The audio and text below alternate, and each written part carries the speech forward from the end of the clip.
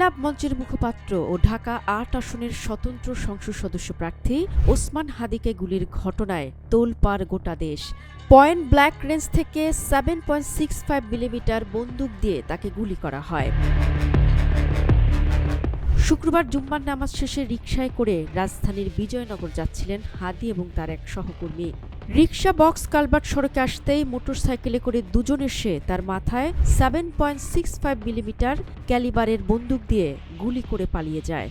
Dhaka medical college হাসপাতালের জরুরি বিভাগের চিকিৎসক ডাক্তার মোস্তাক আহমেদ জানিয়েছেন, বুলেট হাদির মস্তিষ্কের ব্রেন স্টেম ক্ষতিগ্রস্ত করেছে, যাকে চিকিৎসা শাস্ত্রে বলা হয় ম্যাসিভ ব্রেইন ইনজুরি। তাকে এখন কৃত্রিম শ্বাস-প্রশ্বাস দিয়ে বাঁচিয়ে রাখা হয়েছে। ওসমান হাদিকে হত্যার উদ্দেশ্যে যে 7.65 মিলিমিটার বুলেট ব্যবহার করা হয়, এ ধরনের পিস্তল বাংলাদেশে খুব কমই আছে।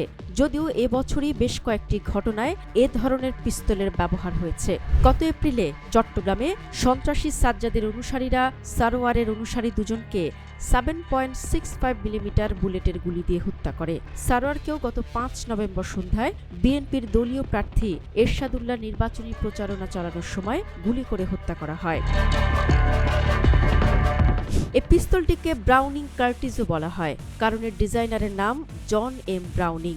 ব্রাউনিং ছাড়াও ওয়ালথার এবং বেরেটার মতো ক্লাসিক পিস্তলেও এই গুলি ব্যবহার করা যায়। দ্বিতীয় বিশ্বযুদ্ধের পর ইউরোপীয় আইনশৃঙ্খলা বাহিনী ব্যাপকভাবে এই পিস্তল ব্যবহার করে। কাছাকাছি দূরত্বে এটি নির্ভুলভাবে লক্ষ্যভেদ করতে পারে, তবে ভারী পোশাক বা বাধা থাকলে কার্যকারিতা কমে যায়।